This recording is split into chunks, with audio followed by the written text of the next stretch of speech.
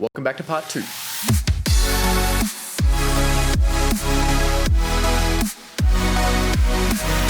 What's going on, guys? Matt aka Martiln here, and welcome back to the second part of my track breakdown for Simulation. If you missed the first part, make sure to go and check that out now. I'll put a link to that down in the description, because in this part what we're going to be doing is breaking down the next kind of section of the track, the verse B sections. So without any further ado, let's jump right into Ableton and show you the session. All right, so we're back in the Simulation session right now, and what we're going to do is dive into the verse B sections of this tune. There are two different kind of verse B sections, but they both kind of serve the same purpose or function in terms of like the structure of the song. So what we'll do first is dive into this first verse B section, and firstly I'll just give you a sense of what it sounds like if you haven't heard it already, but I highly recommend that you go and check it out.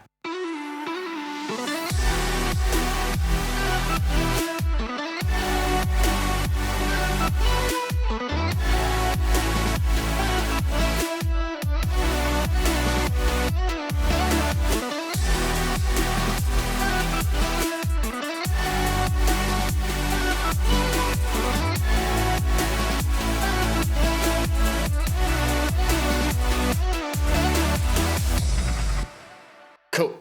So, as you can hear, this section is pretty full, although it doesn't contain a huge amount of layers. First, I reckon what we'll do is just dive into the drums, because that's always a good place to start. The drums in this section are pretty simple. They just start out with a kick and a snare or a few different snares. The drums altogether sound like this.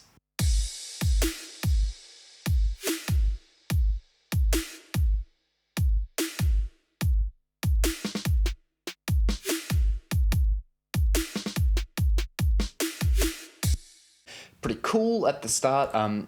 As you can see, really basic pattern. I've got the kick here on a separate channel. This sidechain trigger channel up the top is triggering the sidechain in a few of the instruments, which we'll get into later, but that's just copying the kick MIDI. And then I've got this snare here, which I'm using in a drum rack, because as you'll see, I've got a few different snares in this same MIDI channel as well. It's just a way that I prefer to work. Sometimes I have them on different channels, other times I'll have them on the same channel. It just varies from track to track. I've also got this little reverse snare going into this snare every so often, as you can hear here. Just creates a little bit of variation. Super easy to do. I'm going to do a video on that eventually. It's a really quick way that I figured out just to make reverse snares, so stay tuned for that one. And then just a really basic crash to start it off, some reverb and some EQ and everything like that. And halfway through this kind of verse B section, we add in the hi-hats, which I've got two different hi-hat layers, panned left and right, just to give it some width and space. One of the hi-hat layers is just doing kind of constant eighth notes, sounds like this. Got a little bit of velocity variation going on there. I might have actually, I think, probably played this in over here on my Ableton Push, just playing, just to give it that kind of human feel. And then this hi-hat too, which is pan right, is more of like a trap kind of hi-hat. And I've just kind of mucked with some of the transposition and EQ and stuff like that. But this hi-hat on its own sounds like this. The two hi-hats together then kind of create this nice high-end hi-hat pattern to go with the rest of the drums.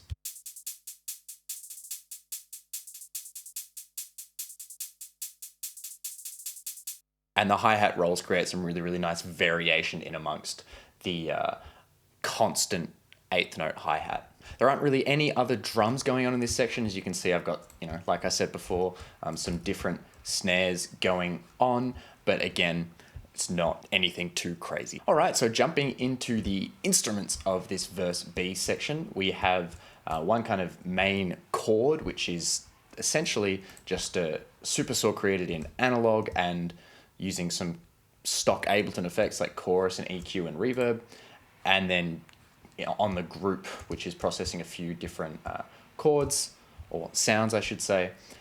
There's a little bit of EQ and stuff on there, but nothing too intense. This chord sound, by the way, on its own, sounds like this.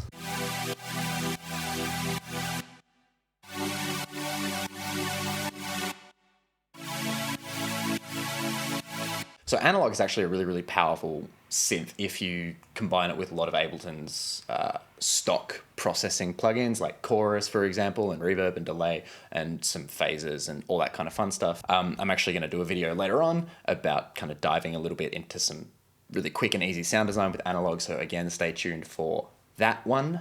But these chords are laid underneath the guitar melody, which is kind of what really drives this section. So one thing that you will notice between the guitar melody from the previous section and the guitar melody from this section is that it sounds a lot wider. So if I play the guitar melody from the verse A section,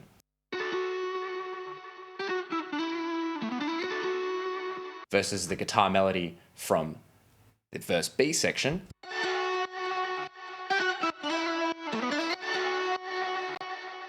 I've actually kind of doubled it, pitched it up, and made it a little bit wider. And I've done that by using just an audio effect rack here. I've got a little bit of a plugin that I've just pitched it up with. This Auburn Sounds Grayleon. Grayleon, I don't know, it's basically a free auto-tune plugin, but it's got a pitch shifter in it, which is really, really nice. And it sounds quite good too. And I've also got some pitch correction going on because why not? Sounds kind of cool. So this kind of pitched up version is panned slightly to the left and the original is panned slightly to the right just to give it some width.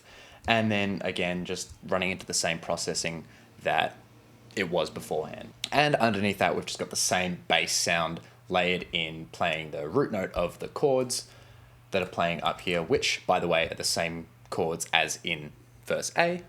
Nothing super, super special going on there, except I've got some little bass slides, as you'll hear, for example, here. Basically, all I've done there is just overlapped two MIDI notes and made sure that in the synths they're mono and have a bit of a glide time going on. I've got layered two synths here. I've got Silent and Operator. Silent is kind of creating that high buzzy sound, and Operator is creating the more kind of subby sound. And then underneath that, I've just got some little effects going on. This exhaust effect here, which is just some white noise with some reverb and a reverse crash. Nothing too crazy spectacular. Okay, so onto the second verse B. This one is a little bit different as we've kind of got like a new melody being introduced, and it's more kind of structured around these different hits on the bar lines than a drum beat, for example. So just to give you a little bit of context, this section sounds like this.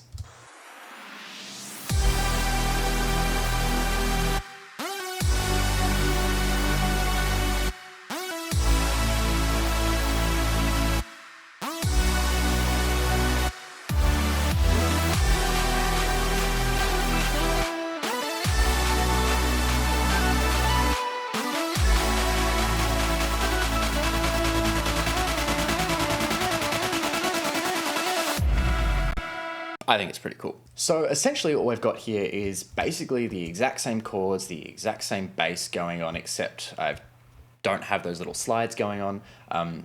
The main things that are different are the drums, and we also have this new little lead layer introduced here, which is actually playing the top note of the chords that are going on. But it kind of acts as a bit of a melody or emphasizing the top notes of these chords, and creates a little bit of difference because we haven't heard this sound before and we don't hear it again. This is just a layered kind of sound again. We've got analog, or a layer of analog, and then a layer of operator. The operator layer sounds like this.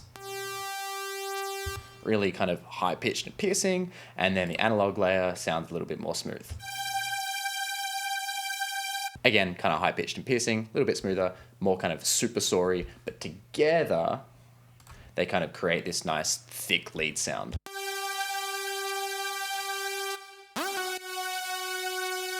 Which, layered with the chords and the bass and everything else, creates a really, really nice texture. And then obviously the guitar melody comes in halfway through again, and everything the whole time is kind of based around all these drum hits. So we have a hit on the first beat of every second bar for the first kind of half of this section, and then again for the second section except we miss out on the last one. And then we also have these two kind of hits in this last bar just before the second half of this verse B to act as kind of a turnaround, and you'll notice that they hit at the same time as these two chords that act as that turnaround as well. So there's a little breakdown of the verse B sections of my track Simulation. If you enjoyed, make sure to like, comment, subscribe, all that fun stuff, and turn on the notifications to make sure that as soon as the next video in this series goes up, you're aware and you can watch it right away. Speaking of the next video, we're going to be chatting about the builds in this tune in the next one, so definitely stay tuned for that. As always, make sure to stay up to date with me over on Instagram and Facebook and everything like that. I hope you're having a good day, and I'll see you in the next video.